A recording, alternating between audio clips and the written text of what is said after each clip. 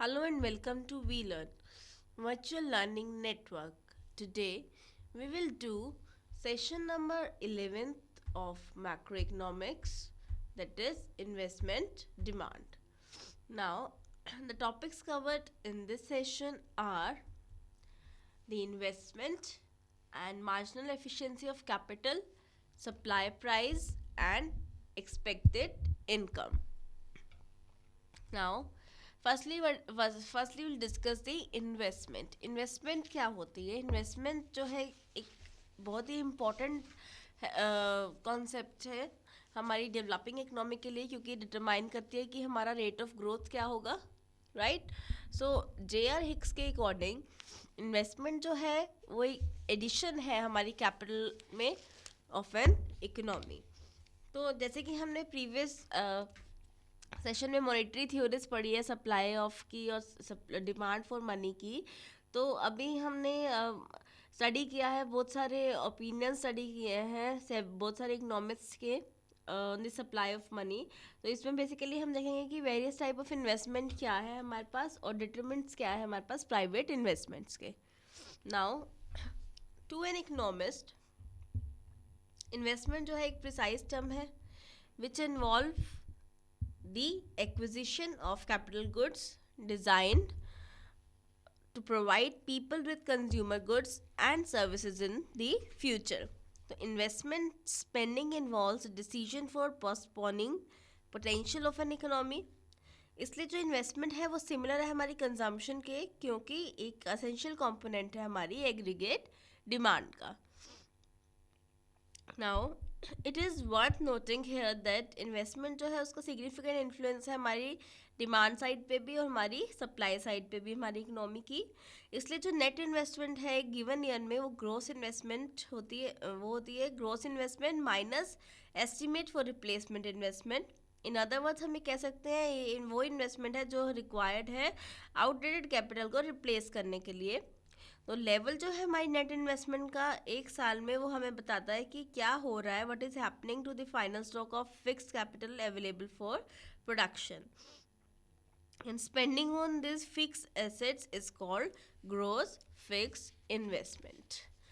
तो as we are हम लोग देख रहे थे कि जे आर हिक्स, अब देख सकते हैं हम कि जो हमारे पास इन्वेस्टमेंट है हमारे पास डिफरेंट टाइप्स की होती है.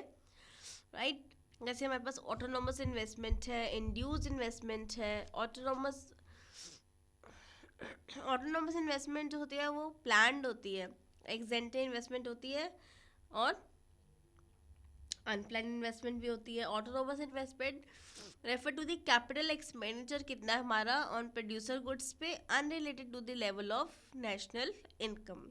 फॉर एग्जाम्पल जो कॉस्ट है परचेज करने की new items of capital equipment वो इन्फ्लुएंस करेगी ऑटोनोमस इन्वेस्टमेंट को. और इंड्यूस इन्वेस्टमेंट रिलेटेड है हमारे लेवल्स ऑफ नेशनल इनकम से. अगर हमारा जीडीपी में इंक्रीज होता है तो इंड्यूस इन्वेस्टमेंट भी इंक्रीज हो जाएगी. हाउएवर जो ऑटोनोमस इन्वेस्टमेंट है वो अनअफेक्टेड रहेगी जीडीपी के इंक्रीज होने से. तो accelerator theory of investment is an example of this. And plan या एग्जेंटे इन्वेस्टमेंट जो है उसको हम डिफाइन कर सकते हैं एक एडिशन है हमारे स्टॉक पे फिजिकल कैपिटल के, जैसे मशीन्स है, बिल्डिंग्स है, रोड्स है, एनीथिंग जो ऐड करती है the future productive capacity of the economy and changes the inventory. So basically इसमें हम मार्जिनल एफिशिएंसी ऑफ कैपिटल भी पढ़ेंगे. तो इन्वेस्टमेंट जैसे हमने देखा कि जे आर हिक्स के अकॉर्डिंग जो इन्वेस्टमेंट है वो है addition to the capital of economy जो हमने अभी पढ़ा. इसलिए जो इन्वेस्टमेंट है उसका मतलब है क्रिएशन या एडिशन ऑफ फिजिकल एसेट जो यूज़ करते हैं हम इंक्रीज करने के लिए प्रोडक्टिव कैपेसिटी को हमारी इकोनॉमी की फ्यूचर में जो जिससे हमारी इकोनॉमी की प्रोडक्टिव कैपेसिटी इंक्रीज हो सके, ऐसे फिजिकल एसेट्स के एडिशन या क्रिएशन को हम इन्वेस्टमेंट कहते हैं.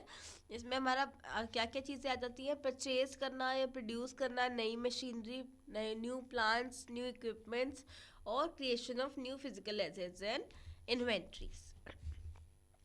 Now we'll come to the next topic, that is types of investment. Now we have five major types of investment. The first is real and financial investment. अब real और financial investment क्या होती है? Purchase of goods. Purchase of stocks, shares, debentures और bonds, इसको हम financial investment कहते हैं। जब हम कोई स्टॉक परचेज कर रहे हैं या शेयर परचेज कर रहे हैं, डिबेंचर या कोई बॉन्ड परचेज कर रहे हैं, तो ये फाइनेंशियल इन्वेस्टमेंट है।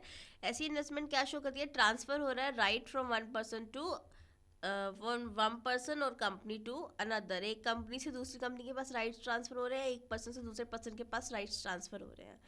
तो it does not add to the stock of real capital of an economy. तो जो क्रिएशन है नए एसेट्स की, एडिशनल प्रोडक्टिविटी की, जैसे न्यू फैक्ट्री या न्यू प्लांट, इसको हम रियल इन्वेस्टमेंट कहते हैं। ये डिफरेंस होता है हमारा रियल और फाइनेंशियल इन्वेस्टमेंट में। जब हम कोई नए एसेट बना रहे हैं, कोई एडिशनल प्रोडक्टिविटी कर रहे हैं, जैसे कोई नई फैक्ट्री लगा दी हमने, नया प्लांट लगा दिया, ये हमारी रियल इन्वेस्टमेंट है। The second is plan and unplan investment. Plan when a firm spends money to acquire capital goods and inventory sorry, जब एक फर्म मनी स्पेंड करती है एक्वायर करने के लिए कैपिटल गुड्स और इन्वेंट्रीज को, इसको हम प्लान इन्वेस्टमेंट कहते हैं। इसको हम इंटेंडेड और एक्सटेंडेड इन्वेस्टमेंट भी कहते हैं। On the other hand unexpected investment क्या होती है? अनएक्सपेक्टेड इन्वेस्टमेंट जब एक फर्म करती है which tie up cash in slow moving और unsaleable inventory of finish goods और मर्केंडाइज, इसको हम अनप्लान्ड इन्वेस्टमेंट कहते हैं। ठीक है, एक्चुअल इन्वेस्टमेंट हमारी क्या होती है? Plan investment plus unplan investment. Then the third is induce and autonomous investment. Now investment जो हम करते हैं in order to generate profit generate करने के लिए जो हम इन्वेस्टमेंट करते हैं उसको हम इंड्यूस्ड इन्वेस्टमेंट कहते हैं। Private company make this kind of investment when they see gap between demand and supply, और इस गैप को फिल करके वो प्रॉफिट अर्न कर लेते हैं अपने वेंचर के लिए। और इन्वेस्टमेंट जो हम करते हैं for the welfare of the society, उसको हम ऑटोनोमस इन्वेस्टमेंट कहते हैं। ऐसी इन्वेस्टमेंट गवर्नमेंट करती है अपने प्रोजेक्ट्स में, जैसे रोड्स कंस्ट्रक्ट करना, डैम्स बनाना, ब्रिजेस बनाने, तो ये होती है हमारी ऑटोनोमस इन्वेस्टमेंट्स। देन कह रहा है हमारे पास डायरेक्ट रिलेशन है इंड्यूस और नेशनल इनकम, इंड्यूस इन्वेस्टमेंट और नेशनल इनकम के बीच में। तो जब नेशनल इनकम हमारी इंक्रीज होती है, इंड्यूस इन्वेस्टमेंट भी इंक्रीज हो जाती है। ऑन द अदर हैंड जब ऑटोनोमस इन्वेस्टमेंट जो है वो उसका कोई इन्फ्लुएंस नहीं पड़ता नेशनल इनकम के इंक्रीज होने से। तो this is the relationship between autonomous investment and national income. Now will come to the next type of investment, that is private and public investment. Private investment क्या होती है? Private investment जब उस चीज़ को रेफर करते हैं, हम एक्सपेंडिचर करते हैं made by private sector on the purchase of capital goods और inventories, where as public investment is made by the state and manage by public authorities. Private investment में क्या होता है? जो भी एक्सपेंडिचर होता है वो प्राइवेट सेक्टर की तरफ से होता है। जो भी हम कैपिटल गुड्स या इन्वेंट्रीज खरीद रहे हैं उसके लिए जो भी एक्सपेंडिचर हो रहा वो प्राइवेट सेक्टर कर रहा है। लेकिन पब्लिक इन्वेस्टमेंट में जो भी हमारा परचेज कर रहे हैं हम कैपिटल गुड्स और इन्वेंट्रीज, उसका जो भी एक्सपेंडिचर है वो कौन देख रहा है? स्टेट या जो हमारी पब्लिक अथॉरिटीज़ हैं वो मैनेज करती है उसे। जो हमारा प्राइवेट सेक्टर है उसका एम क्या है? प्रॉफिट अर्न करना। इसलिए जो इन्वेस्टमेंट एक्टिविटीज़ है that is guided by profit motive. उसका मोटिव ही यही होगा कि उसको प्रॉफिट निकालना है। ठीक है, to provide services to the society. On the other hand public investment किस लिए करते हैं हम? उसका मोटिव क्या होता है? सर्विसेज देना अपनी सोसाइटी को, जैसे स्कूल ओपन करना, एयरपोर्ट कंस्ट्रक्ट करना। This are all the public investments. Now the next and last type of investment is gross and net investment. Gross investment refer to investment on real capital assets जैसे machines, plants, equipments, constructions of factories and houses. Apart of fixed capital, जैसे हमारे पास machines है, equipments है, depreciate हो जाते हैं क्योंकि ये wear and tear की वजह से या accidents की वजह से या fire और earthquake की वजह से। तो इसके अलावा जो भी हमारे जो भी है, इसलिए जो हमारी depreciation refer to reduction in the value of fix capital, इसलिए यहाँ डेप्रिसिएशन लग जाता है फिक्स कैपिटल एक्सेस पे। तो जो स्टॉक है हमारे कैपिटल का has to be maintained and renewed in order to keep the capital intact. तो नेट इन्वेस्टमेंट हम कैसे ऑब्टेन कर सकते हैं? By deducting the depreciation cost from the gross investment. मतलब जो टोटल हमारे रियल कैपिटल एसेट्स होते हैं जैसे मशीनरी प्लांट वगैरह इक्विपमेंट कंस्ट्रक्शन, ये हमारी ग्रोस इन्वेस्टमेंट होती है, और जिसमें से जब हम डेप्रिसिएशन कॉस्ट माइनस कर देते हैं जैसे मशीनरी वगैरह की जो वियर एंड टियर वगैरह से जो डेप्रिशिएट जाती है, तो वो हमारी नेट इन्वेस्टमेंट निकल आती है. Now next we have the determinants of private investment. अब क्या क्या हमारे पास डिटर्मिनेंट्स है प्राइवेट इन्वेस्टमेंट के.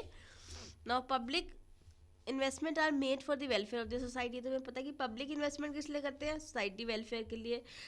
And some of the determinants that motivate the private investor to invest. Private investor किस लिए इन्वेस्ट करते हैं, एक तो फर्स्ट क्या है, prospective income from the capital asset, यानी कि it refers to the estimated और एक्सपेक्टेड रिटर्न जो हमें एक एसेट से मिल रही है एक्सपेक्टेड लाइफ में. ठीक है, तो investor invest only when prospective income from the asset is high. तो इन्वेस्टर तभी इन्वेस्ट करता है, प्राइवेट इन्वेस्टर, जब उसे लगता है कि जो प्रोस्पेक्टिव इनकम आएगी उस एसेट से वो ज़्यादा होगी. Second is supply price of the capital. ये क्या होता है, मिनिमम प्राइस होता है जो सेलर्स जो होते हैं would be willing and able to accept, and investor thus tries to find out this price before investing this money, as he could like to buy an asset at the minimum cost possible. And the third is rate of interest. Rate of interest क्या है, cost of borrowing money. जो हम पैसा लेते हैं उसके लिए जो कॉस्ट पे करते हैं, हम उधार लेते हैं जो हम, वो हमारा रेट ऑफ इंटरेस्ट होता है. इसलिए जो इन्वेस्टमेंट डिसीजन है वो are also influence by the real rate of interest. Real rate of interest कैसे निकालते हैं हम, जो नॉमिनल रेट ऑफ इंटरेस्ट है उसमें से माइनस कर देते हैं हम एक्सपेक्टेड रेट ऑफ इन्फ्लेशन. इसलिए यहाँ पे हमारे पास इन्वर्स रिलेशनशिप है रियल रेट ऑफ इंटरेस्ट में और डिज़ायर्ड इन्वेस्टमेंट में. जितनी ज़्यादा रियल रेट ऑफ इंटरेस्ट होगी उतना ही कम हमारी इन्वेस्टमेंट एक्सपेंडिचर होगा एंड वाइस वर्सा. इसलिए जो ये जो रिलेशनशिप है be different in case of different investment expenditure.